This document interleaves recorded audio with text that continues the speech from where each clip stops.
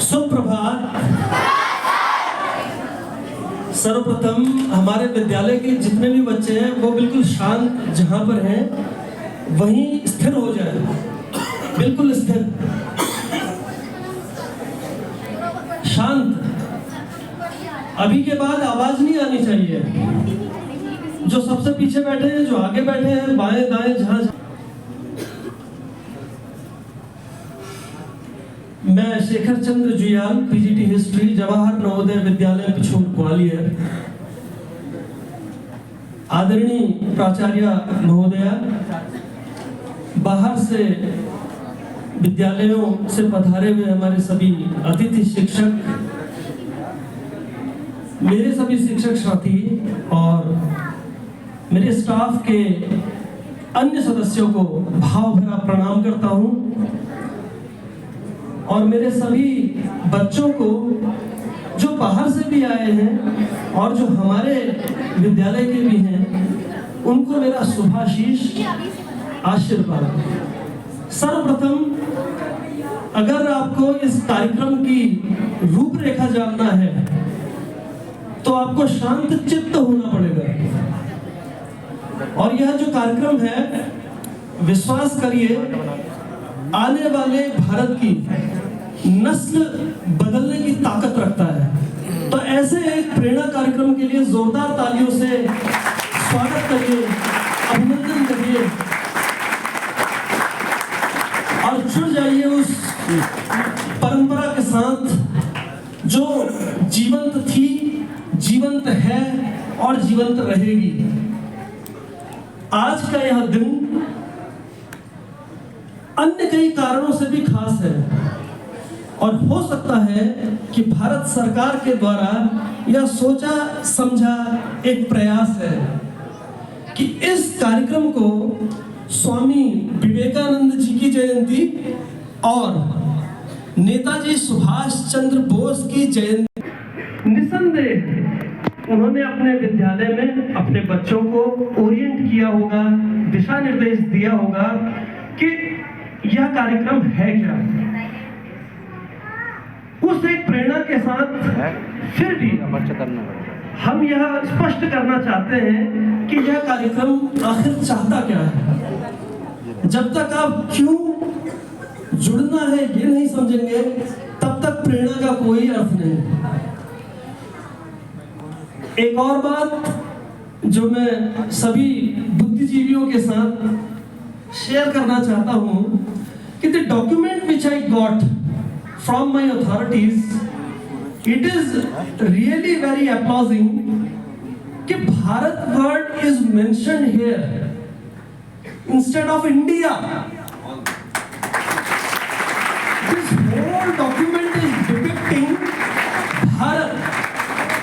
तो मैं आज आपको एक भारत की ऐसी परिभाषा बताता हूं जिसको सुनकर आप गर्व से रोमांचित हो उठेंगे, आपका रोआ रोआ जाग उठेगा, कोशिका कोशिका जाग उठेगी।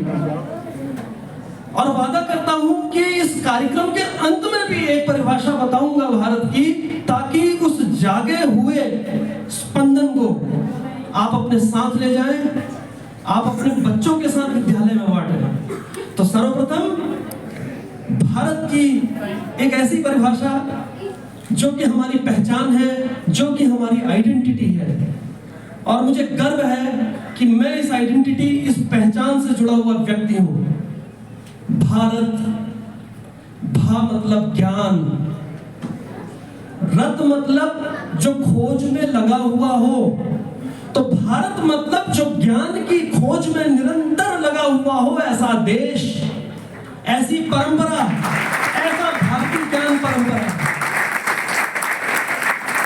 बोलने के लिए इतना कुछ है। मैं आपको निसंदेह वादा करता हूं कि मैं बोलूंगा और आप सुनते रहेंगे। यह मेरा कौशल नहीं, यह भारतीय ज्ञान परंपरा के वो अद्भुत रहस्य हैं जो हमने अपने जीवन काल में शायद किसी कारणवश सुने नहीं, या शायद किसी कारणवश हमारी उन तक पहुंच नहीं हुई। वापस भारत से मैं प्रेरणा प्रोग्राम की ओर आ रहा हूं और आरंभ करने से पूर्व यह जो पीपीटी का दर्शन आप करेंगे, इसके लिए मेरे सहयोगी टीजीटी सोशल साइंस श्री गौरव बहल जी का बहुत बहुत धन्यवाद, बहुत बहुत अभिनंदन, जिन्होंने इतनी खूबसूरत पीपीटी तैयार की ताकि हम भारत की उस हेरिटेज को, भारत की उस ज्ञान परंपरा को जान सकें। पीपीटी चलती रहेगी, आप पूरे दिन में जब भी आपको समय हो उसको देख सकते हैं। सर्वप्रथम जो पीपीटीज में आपको दर्शन होगा 5 से 6 स्लाइड्स में, वो प्रोग्राम और कार्यक्रम के ऊपर है। मैं बहुत संक्षेप में रूपरेखा रख रहा हूं, लेकिन यह रूपरेखा मन मस्तिष्क प्राण तक पहुंचनी चाहिए, ऐसी मुझे आशा है। उसके लिए सभी बच्चों को पात्र बनना पड़ेगा, क्योंकि विवेकानंद जी कहते थे कि अगर बारिश हो रही हो, वर्षा हो रही हो और आपके पात्र उल्टे हो, तो आपके पात्र खाली ही रहेंगे, चाहे आपको कितना ही कुछ दे दिया जाए। तो मैं सभी बच्चों को यह बात बोल रहा हूं, अपने पात्र मतलब आपकी सभी ग्रहणेंद्रियां, आपकी सेंसेस, उसको एक स्पॉट में रखिए, आंखें बंद करिए और आनंद लीजिए इस प्रोग्राम का। Prerna, the School of Experiential Learning 2024, and this is the orientation program. You all know it very well because you have selected your children from your respected schools. Yet we want to share something. Please, sir.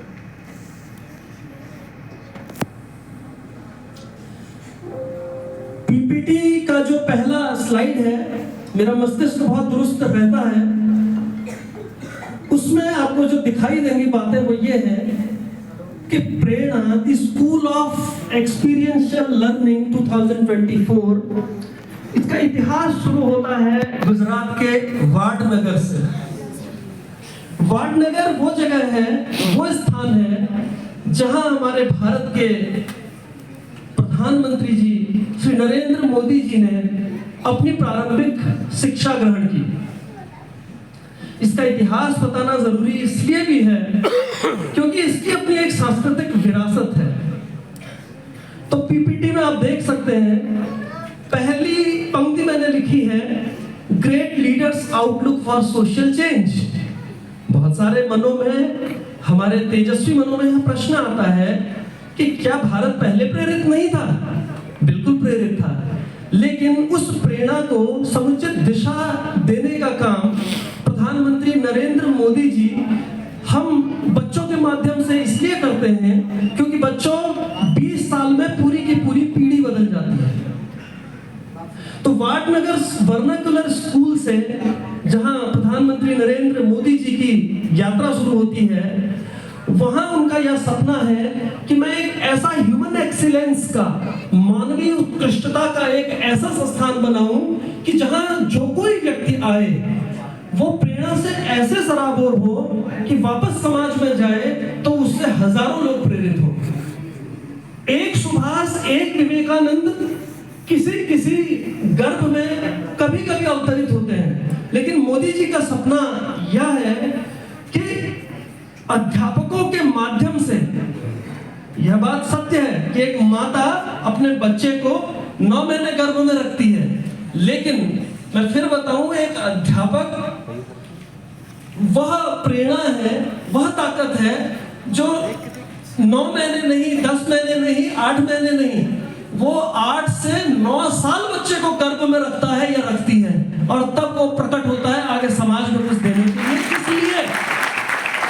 इसलिए teachers खास हैं, शिक्षक खास है।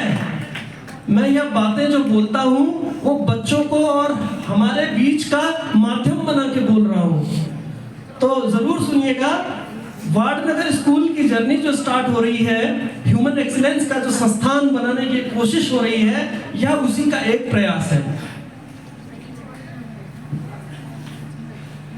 इसका vision, जैसा कि मैंने आपको बताया, स्कूल ऑफ एक्सपीरियंशियल लर्निंग। अब ये एक्सपीरियंशियल लर्निंग को जो छोटे छोटे बच्चे हैं, शायद अंग्रेजी माध्यम से भी बच्चे होंगे। कितने बच्चे अंग्रेजी माध्यम से? बच्चों ऊंचा हाथ खड़ा करो। हम जिन लोगों की बात कर रहे हैं उन्होंने देश बदल दिया, हमें मुझे हाथ खड़ा करने में क्या दिक्कत है? तो मेरे सामने और कुछ बच्चे पीछे हैं, नीचे कर लो, जो अंग्रेजी माध्यम से हैं। तो I am clearing this fact. Experiential learning का मीनिंग क्या है?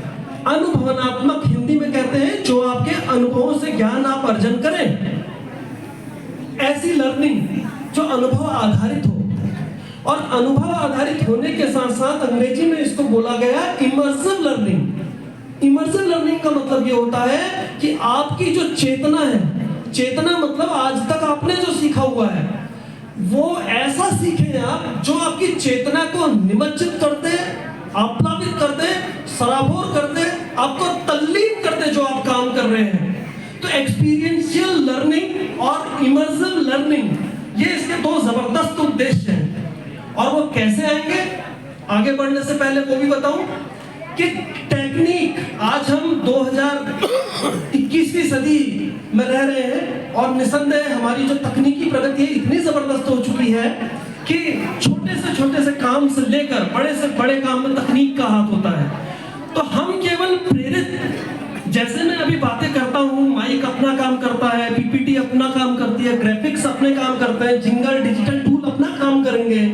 इन विचारों का संप्रेषण, ध्यान से सुनना सभी बच्चे, इन विचारों का, थॉट्स का संप्रेषण आभासी तो होगा, लेकिन टेक्निक्स के माध्यम से उसको इतना वास्तविक बना दिया जाएगा, इतना रियल बना दिया जाएगा कि आपका ज्ञान संवर्धित हो, आपके स्टिमुलेशन हो, आप में जागृति आए। क्योंकि हर बच्चा सुभाष चंद्र बोस या विवेकानंद जी के जीवन की परिस्थितियां उसके जीवन में आ जाए ऐसा जरूरी नहीं है, परंतु टेक्निक के माध्यम से, तकनीक के माध्यम से आपके जीवन में उन आभासी परिस्थितियों को वास्तविक बनाकर आपके भीतर हम उन भारतीय ज्ञान परंपरा के मूल्यों को डालना चाहते हैं जो शायद आज नदारद हो चुके हैं। वो मैं क्यों कहता हूं? क्यों?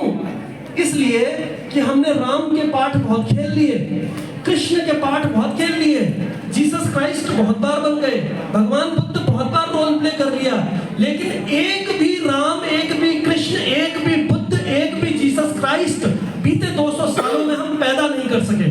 तो शायद यह एक प्रयास है प्रेरणा के माध्यम से, तकनीक के माध्यम से, एक्सपीरियंशियल और इमर्सिव लर्निंग के माध्यम से कि आपका एक ऐसा व्यक्तित्व बनाया जाए जो व्यक्तित्व जहां उपस्थित रहे अपने आप लोगों में प्राण का संचार कर दे। जल्दी से विजन की बात करता हूं। भारत खुद में ही बहुत इंस्पायरिंग है नाम, फिर भी इस कार्यक्रम का जो मोड है, मोडस ऑपरेंडी है, उसका जो पहला तत्व है वो है टू इंस्पायर भारत। आज भारत की जनसंख्या चाइना से जस्ट पीछे है। हम गीता का वाचन करने वाले बहुत बड़े देश बन चुके हैं कि आत्मा न कभी मरता है न कभी मारता है, लेकिन आए दिन हमारे न्यूज़पेपर्स में देखिए किस किस तरह की घटनाएं सामने आती हैं। तो निसंदेह हमारे युवाओं को भी प्रेरणा की जरूरत है, और यह प्रेरणा जाएगी कहां से? आप जो वेक्टर्स हैं हमारे शिक्षकों के माध्यम से। तो पहला इसका लक्ष्य है टू इंस्पायर भारत। दूसरा, experiential and inspirational learning among youth, जो मैं आपको डिस्क्राइब कर चुका हूं, अनुभवनात्मक और तल्लीनता से सीख, कैसे हमारा यूथ, कैसे हमारा जो युवा है वो सीखेगा, यह इसका लक्ष्य। तीसरा, connecting historical heritage with education experience. आपकी हिस्टोरिकल हेरिटेज क्या है? किसी सामान्य आदमी से पूछो या हमारे किलों में कभी भ्रमण करो तो वहां आप देखेंगे चौक से किस किस तरह के निशान, क्या क्या बातें लिखी होती हैं। निसंदेह यह भी बिल्कुल भी एक युवा का लक्षण नहीं हो सकता, ऐसे भारत का लक्षण नहीं हो सकता। तो हम कैसे अपनी जो हिस्टोरिकल हेरिटेज है, जो धरोहर है, उसको आज के युवा से कनेक्ट करें, यह भी इस प्रोग्राम का उद्देश्य। मैं रिक्वेस्ट करूंगा पीछे जो लोग सीरियसली इसको सुने तो बहुत अच्छी बात है, क्योंकि मैं कोई भी तथ्य प्राण से बोलता हूं। बात अगर मुंह से बोली जाएगी तो मुंह तक जाएगी, बात अगर गले से बोली जाएगी निसंदेह गले तक जाएगी, लेकिन अगर मैं हृदय से कोई बात बोलूंगा तो निसंदेह वो हृदय में उतरनी ही चाहिए, otherwise there is no use of wasting time. तीसरा पॉइंट, चौथा पॉइंट है meeting objectives of the NEP 2020। ये मेरे सभी शिक्षक बंधुओं के लिए बहुत बढ़िया एक फैक्ट है कि एनईपी 2020 का एक लक्ष्य है, और वह लक्ष्य बिल्कुल भारतीय ज्ञान परंपरा के जो अभिलक्षण है उनको चरितार्थ करने से है। आप समूह में कैसे काम करेंगे, आप समाज में कैसे काम करेंगे। आज तो व्यक्ति समाज को भूल ही चुका, समाज की उसे चिंता ही नहीं। उसको अपना फ्लैट लेना है, अपनी जमीनें लेनी है या अपने लिए सब कुछ करना है, but what he is contributing to society, समाज के लिए उसका क्या रोल है, वो क्या करने जा रहा है। तो एनईपी 2020 के बहुत शॉर्ट में आपको बताना चाहता हूं, उसके जितने भी प्रेरक प्रसंग हैं वो सब भी यहाँ चरितार्थ करेगा प्रेरणा प्रोग्राम। उसके बाद meeting the constitutional provision of fundamental duties and promoting the spirit of वसुधैव कुटुंबकम। इन दोनों बातों को मैं आगे बोलते बोलते आपको स्पष्ट कर दूंगा। नेक्स्ट प्लीज, क्योंकि हमारे पास समय की प्रतिबद्धता है, लिमिटेड समय है। एम्स एंड ऑब्जेक्टिव्स, विजन जो था उसका, उसके बाद उसका जो एम और ऑब्जेक्टिव है इसको जरूर देख ले भाई, बहुत खूबसूरत इसके एम्स हैं। और जो भी हम टीचर्स हैं, हमारे खुद के भी बच्चे हैं, ये उनके लिए भी बड़ा प्रेरणास्पद है। पहला जो भाई ये वार्ड नगर में जो प्रेरणा स्कूल संस्थान खुलेगा, ये पूरे भारत के जिलों को प्रेरणा देने का एक स्रोत बनेगा। वो कैसे, एक डाटा आपको मैं बताता हूँ। यह 80 हफ्तों तक चलने वाला प्रोग्राम है और हर हफ्ते 10 जिले इसमें पार्टिसिपेट करेंगे और 10 जिलों में से हर जिले से 2-2 बच्चे इसमें प्रतिभाग करेंगे। तो 10 गुना 20, तो 20 बच्चे हर हफ्ते यहां से ट्रेनिंग लेंगे और ऐसे 10 डिस्ट्रिक्ट करते हुए 80 हफ्तों तक जब यह चलेगा तो 800 डिस्ट्रिक्ट आप ट्रेन कर चुके होंगे एक्सपीरियंशियल स्कूल ऑफ लर्निंग के थ्रू। ये अपने अपने स्थानों पर जाके, अपने अपने जिलों पर जाकर अपना काम कर रहे होंगे। तो वाडनगर गुजरात का जो संस्थान है, यह ह्यूमन एक्सीलेंस का एक ऐसा केंद्र बन जाएगा जहां से आप चलते फिरते एटम बम, लेकिन सकारात्मकता के लिए, उनको जरूर एटम बम की तरह ही बनना है, लेकिन व्यक्ति में सकारात्मकता का दर्शन कराने हेतु, न कि विनाश हेतु। यह बहुत जबरदस्त इसका लक्ष्य है। और 3 बातें इसमें हैं एम्स एंड ऑब्जेक्टिव्स में, कि बच्चों के अंदर यह इंग्रेन कर देना, हु एम आई, क्या मैं ये हाड़ मांस का शरीर हूं, क्या खाना पीना इंद्रियों से भोगना, क्या यही मेरा धर्म और लक्ष्य रह गया, या फिर मेरी आइडेंटिटी इससे ऊपर है, मेरी मालाकार प्रवृत्ति है। मालाकार प्रवृत्ति मतलब मैं एक माला की तरह सबको, सारे भारतवासियों को अपने में गूंथता हुआ चला जाता हूं और उनकी खुशी में ही अपनी खुशी अनुभव करता हूं।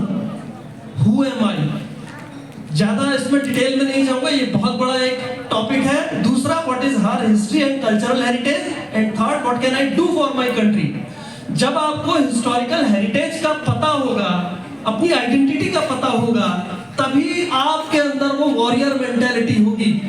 ये जो सर्वाइवल मेंटालिटी हम में डेवलप होती है, एक हमेशा एक गुलामी वाली मानसिकता से आजाद कराने वाली कौन सी मानसिकता हो, तो उसके लिए आपको कल्चरल हेरिटेज को जानना बहुत जरूरी है। और तब आप अपने देश के लिए वो कर पाएंगे जिसको करने के लिए इस प्रकृति ने आपका निर्माण किया है पंचभूतों से। ये इसके बहुत शॉर्टी एम्स एंड ऑब्जेक्टिव्स हैं। इसके बारे में पोर्टल में बहुत कुछ लिखा गया है, आप जाकर वहां सर्च करें और अच्छी बात है। और लास्ट में मैं बता दूं और ओरिएंटेशन को समाप्ति की ओर ले जाऊं, इसके थीम्स हैं, 9 थीम्स हैं इसके। जब आप प्रेरणा में कोई भी बच्चा यहां से सिलेक्ट होके जाएगा, उसके अंदर ये 9 थीम्स डेवलप कराने का पूरा वो प्रोग्राम का जिम्मा होगा। अब वो 9 थीम्स क्या है, मैं आपको यह बताऊं कि सुभाष चंद्र बोस और विवेकानंद की जयंती हम मना रहे हैं। विवेकानंद जी की 12 जनवरी को युवा दिवस के रूप में मनाई और सुभाष चंद्र बोस जी की आज 23 जनवरी को मनाई पराक्रम दिवस के रूप में। आप इन 9 के 9 मूल्यों को उठा लें और उन दोनों का जीवन चरित्र उठा लें। एक मूल्य उनके जीवन में अवतरित हुआ था, चरित्रार्थ हुआ था, तब जाकर यह मूल्य आपके सामने है। और केवल वो 2 लोग नहीं, भारतीय ज्ञान परंपरा में या भारतीय इतिहास में, स्वतंत्रता संग्राम में जितने भी ऐसे वीर सपूत पैदा हुए हैं, उनमें आप उठा के देख लीजिएगा, ये सारे के सारे तत्व कहीं ना कहीं रिफ्लेक्ट होते हैं। पहला तत्व स्वाभिमान और विनय का। आज जन्म है नेताजी का, इससे बड़ा स्वाभिमान क्या होगा, इससे बड़ी विनय क्या होगी। विनय के रूप में उन्होंने गांधी जी को त्याग पत्र दे दिया राष्ट्रीय कांग्रेस का अध्यक्ष होते हुए भी कि आप संभालिए कांग्रेस, मेरा रास्ता एकला चलो रे। और चले गए पेशावर होते हुए काबुल, काबुल से रशिया, रशिया से जर्मनी, हिटलर से हाथ मिलाया, जापान से हाथ मिलाया और खड़ी कर दी Indian national army. Azad Hind सरकार, आजाद हिंद फौज। बहुत लोगों को कभी पता है कि भारत में पहला जो बैंक था वो आजाद हिंद सरकार का अपना बैंक था। आजाद जो बैंक स्थापित हुआ, आजाद हिंद सरकार की अपनी करेंसी थी, 1 रुपए के नोट से लेके 10, मेरे ख्याल में 1 लाख के नोट तक, और उसमें नेताजी का चित्र होता था। जब उन्होंने रिवोल्ट किया मोइरांग से लेकर बर्मा तक, पूरा मोइरांग से लेकर इम्फाल तक जब आजाद हिंद सेना ने कब्जा कर लिया, तो उसके बाद रॉयल इंडियन नेवी, भारतीय सेना और आपके न जाने डाक विभाग, न जाने कौन कौन से विभागों ने हड़ताल कर दी और अंग्रेजों को घुटने टेकने पर मजबूर कर दिया। तो स्वाभिमान, अपने स्वाभिमान के लिए, अपने भारत माता के लक्ष्य के लिए, और विनय ऐसी जो गांधी जी को उन्होंने अपना आइडियल माना। उन्होंने कहा वैचारिक लड़ाई हो सकती है, मत का भेद हो सकता है, लेकिन मन का भेद नहीं होना चाहिए। चरितार्थ किया सुभाष चंद्र बोस ने, पहला थीम। दूसरा थीम शौर्य एंड साहस। फिर आप किसी भी वीर को उठा लीजिए, आपको शायद पता हो भगत सिंह को, बटुकेश्वर दत्त को, राजगुरु को, इनको जब फांसी भी मेरे ख्याल में आज ही के दिन हुई थी, पता है जी। सुभाष चंद्र बोस को उठा लीजिए या फिर विवेकानंद जी के जीवन को उठा लीजिए, तो शौर्य और साहस इनमें ऐसा कूट कूट कर भरा था कि इन्होंने कभी भी समझौतावादी प्रवृत्ति नहीं अपनाई। इन्होंने यह कहा कि जो समझौता करता है वो अन्याय को पैदा भी करता है, अन्याय को जन्म भी देता है। ये डिपेंड नहीं करता आप समाज में क्या कर रहे हैं, लेकिन आप समाज में अगर कॉम्प्रोमाइज कर रहे हैं, गलत व्यवस्था के खिलाफ बोलते नहीं है, तो आपसे बड़ा, हमसे बड़ा नासूर इस समाज के लिए कोई नहीं है। दूसरा मूल्य जो इनग्रेन करेगा प्रेरणा पोर्टल, प्रेरणा का प्रोग्राम। तीसरा परिश्रम और समर्पण। इंडियन कल्चरल हेरिटेज में बच्चों गुरुकुल व्यवस्था होती थी पहले, जो कि अंग्रेजों के आने से पूरी तरह से तबाह हो गई। हमारे यहाँ ऐसे ऐसे गुरुकुल थे जो कि प्लास्टिक सर्जरी सिखाते थे, हमारे यहाँ ऐसे ऐसे गुरुकुल थे जो शुद्ध लोहा कैसे बनाते हैं यह सिखाते थे, हमारे यहाँ ऐसे गुरुकुल थे जो ज्योतिष सिखाते थे, हमारे यहाँ ऐसे ऐसे गुरुकुल थे जिन्होंने न जाने कितने ग्रंथों को, चाहे वो गणित के हो, चाहे वो दर्शन के हो, चाहे वो मेडिकल हिस्ट्री पर लिखे गए हो, उम्दा से उम्दा ग्रंथ दिए हैं। लेकिन हमने सीखा सब, लेकिन सीखी न चतुराई, कभी पेटेंट नहीं किया, और सब पेटेंट होता चला गया वेस्ट के नाम। और आज कई आविष्कार आप ऐसे पढ़ते हैं, ऐसे सुनते हैं जो आपके यहाँ आविष्कृत थे, लेकिन इसी चुप्पी की वजह से मैं क्यों बोलूं, इंडिविजुअल वो हु एम आई जो है, हाड़ मांस का शरीर मानने की प्रवृत्ति ने हमको ऐसा बना दिया कि हमने इस परिश्रम और समर्पण का जो ये इतना सुनहरा वाक्य है, ये बहुत छोटा दिखता है हमारे जीवन में। हम सब शॉर्टकट चाहने लगे हैं, जो कि जीवन में बिल्कुल अपेक्षित नहीं है। बड़े रिजल्ट कभी भी शॉर्टकट से नहीं आते, आपको करना होगा तब कुछ मिलेगा। चौथा करुणा और सेवा। करुणा और सेवा में मैं फिर सुभाष जी का एक एग्जांपल आपको देता हूं कि जब वो छोटे थे, बच्चे ध्यान से सुनना, उनके जस्ट घर के सामने भिखारिन रहती थी, तो उनके मन में उस उम्र में यह थॉट था कि इस भिखारिन के पास खाने के लिए नहीं है और मुझे पॉकेट मनी है कि मैं यहाँ से बस में जाऊं अपने कॉलेज स्कूल, तो उन्होंने रोज अपना पॉकेट मनी बचा के, कभी पैदल जाके उस भिखारिन को देते थे, खिलाते थे। ये करुणा और सेवा यकायक प्रकट होने वाला कोई गुण नहीं है, तो बचपन से आता है, और बचपन में अगर आप में है तो इसको और विकसित कीजिए। किसी के बहकावे में आकर ये बातें सुनकर कि तेरा क्या होगा तू अगर ऐसा करेगा या तुम अगर ऐसा करोगे, इन बातों में न पड़ा करो, अपने हृदय की सुना करो, हृदय की सुना करो, बुद्धि की बैलेंस में सुना करो, संतुलन में सुना करो। हमारी बुद्धि की बातें बहुत ज्यादा हम हावी कर लेते हैं, हृदय को सुनते नहीं है, इसलिए सारा का सारा रुग्ण समाज हो चुका है और एक जीते जागते मुर्दे की तरह व्यवहार करता है। तो यह इसका मतलब विविधता एंड एकता। भारत इसका जबरदस्त उदाहरण है। नेताजी की फौज में हिंदू भी थे, मुस्लिम भी थे, और हर धर्म के लोगों ने उसमें पार्टिसिपेट किया था। तो विविधता तो मैं जानबूझ के ये सारे के सारे जो मूल्य हैं एक जोड़ता हूं ताकि आप बाल मनों के मन में ये इंग्रेन हो जाए, चला जाए। विविधता और एकता, विविधता होते हुए भी कैसे एक रहा जाए, ये कभी आप एक माला से सीखना जिसमें चमेली का फूल, चंपा का फूल, गुलाब का फूल और भी कई फूल आप गूंथ देते हो, लेकिन आप उस डोर को नहीं देख पाते जो डोर उनके बीच में, उनके मध्य में पिरोया गया है और छुपी रहती है। और सारी सुंदरता की झलक वो है जो इनविजिबल है, जो अदृश्य है। तो invisible is the greatest force in our life. जो दिखता है उसमें इतनी ताकत नहीं, जो नहीं दिखता है उसमें बहुत बड़ी ताकत है। ये है विविधता और एकता, सत्यनिष्ठता और शुचिता। अगर आप सत्य नहीं बोलेंगे तो हनुमान चालीसा में जो आता है ना, मन क्रम वचन ध्यान जो लावे, सुन लो ध्यान से, मन से, कर्म से, वचन से जो ध्यान में लाए, मन क्रम वचन ध्यान में लावे। आगे क्या है सर, किसी को याद है? महावीर जो नाम सुनावे। तो महावीर हमारे अंदर का तब जागता है बच्चों जब हम मन से, वचन से और कर्म से एक हो जाएं, तब जागता है महावीर। वही है सत्यनिष्ठता, तभी आप सत्यनिष्ठ बनते हैं। हीरोज खाली किताबों में बंद नहीं होना चाहिए, हीरोज रामचरितमानस में, गीता में बंद नहीं होना चाहिए। हीरो चलता फिरता एक ऐसा व्यक्तित्व होना चाहिए जो जहां चले वहां बिजली के स्पंदन पैदा करे। ये आपसे हम चाहते हैं प्रेरणा के माध्यम से। फिर है नवाचार एंड जिज्ञासा। नवाचार, टेक्नोलॉजी, नए नए आचार, इनोवेशन, ये सब का सब आपको तकनीक के माध्यम से प्रोवाइड करेंगे मात्र 1 हफ्ते के रेजिडेंशियल प्रोग्राम से। जिन बच्चों का भी सिलेक्शन होगा वहां experiential school of learning, Vadnagar, Gujarat.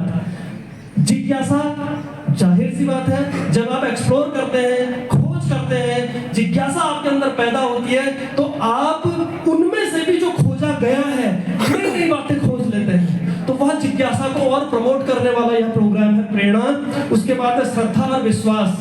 आज श्रद्धा और विश्वास की बहुत कमी है। एक छोटी सी बात मेरी सुनिएगा। बहुत सारे लोगों को लगता होगा श्रद्धा और विश्वास एक चीज है। क्या एक चीज है? कौन कह रहा नो है? स्पष्ट करना पड़ेगा, बहुत बारीक डिफरेंस है। बोलना चाहते हो? बोलो बेटा, आ जाओ मेरे पास, आ जाओ, खड़े। क्या नाम है आपका? अरमान दुबे। अरमान दुबे हमें बता रहे हैं कि what is the exact difference between Shraddha and विश्वास। श्रद्धा जो होता है वो बेसिकली होता है कि आप कितने स्टेबल हो अपने काम में, और विश्वास होता है कि आप उस काम को करने के लिए अपने ऊपर कितना विश्वास करते हैं। मेरा एक और प्रश्न अरमान से भी, आप सभी से, क्या आप सभी पर श्रद्धा कर सकते हैं? क्या आप विश्वास सभी पर कर सकते हैं? ऐसा क्यों? अरमान आपका रिप्रेजेंटेटिव बन के बात बताने वाले हैं, ऐसा क्यों? चलिए कोई बात नहीं, एक बार जोरदार तालियां अरमान के लिए। यही चाहते हैं, यही जिज्ञासा को यहाँ लेकर मंच पर आ गई। फर्क इससे नहीं पड़ता है कि आप एग्जैक्ट आंसर जानते हैं या नहीं जानते हैं। फर्क इससे पड़ता है कि आप रेस में दौड़ रहे हैं, गिर गए, लेकिन फिर भी उठ के चल रहे हैं, उससे फर्क पड़ता है। तो श्रद्धा एक दैवीय गुण है, एक ऐसा गुण है जो नैसर्गिक है, जो कि आपके नेचर में, आपकी प्रकृति में आता है। जैसे मैं आप सबसे एक प्रश्न करता हूं और आप देखिए कितना आसान है इसका उत्तर पता लगाने का। हम सभी, आप सभी अपनी मां पर श्रद्धा करते हैं या विश्वास? जोर से बोलिए, क्या करते हैं? अपने आप हृदय से उत्तर आया ना, विश्वास तो नहीं निकला। अच्छा, आप अपने मित्र पर श्रद्धा करते हैं या विश्वास? विश्वास, क्योंकि मित्र से 1 लाख रुपए मांग लोगे तो कह देगा दे दूंगा, 10 लाख मांग लोगे तो सोचने लगेगा, लेकिन मां कभी यह नहीं सोचेगी उसके पास 1 करोड़ भी होगा तो अपने बच्चे के लिए देते कि ये होती है श्रद्धा।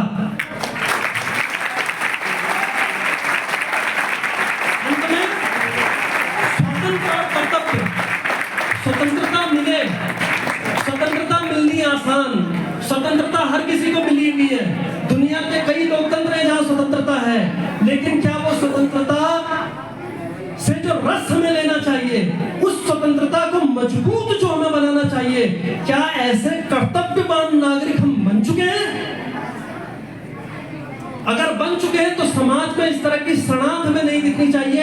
ऐसे न्यूज़पेपर्स में वाकई नहीं दिखने चाहिए जहां हमारी कोई बहन, हमारी कोई माता प्रताड़ित होती हो, जहां समाज का कोई दलित वर्ग का आदमी इसलिए प्रताड़ित होता हो क्योंकि वो किसी ऐसे समाज से आता है जो रिस्पेक्टेबल नहीं है। तो यह विचारणीय है। तो ये जो 9 बिंदु है बच्चों में, ज्यादा समय इसलिए नहीं ले रहा है क्योंकि और भी हमें एक्टिविटीज करानी है। ये सारी की सारी थीम्स आप प्रेरणा प्रोग्राम के माध्यम से आज जिन 30 बच्चों का यहाँ साक्षात्कार के लिए चयन होगा और फाइनली उसमें से जो 2 बच्चों का चयन होगा हमारे डिस्ट्रिक्ट से, 4 बच्चों का चयन होगा हमारे यहाँ से, 2 बच्चे मेन फ्रंट पे, 2 बच्चे बैकअप के रूप में। इन 4 बच्चों का जो सिलेक्शन होगा, चयन होगा, मैं आपको वादा करता हूँ आपका जीवन बदलने वाला है, आपकी नियति बदलने वाली है अगर आपने इस प्रोग्राम में ऐसे ही पार्टिसिपेट किया जैसे कि करना चाहिए, जैसे कि सुभाष चंद्र बोस और विवेकानंद ने अपने जीवन को जिया। और अंत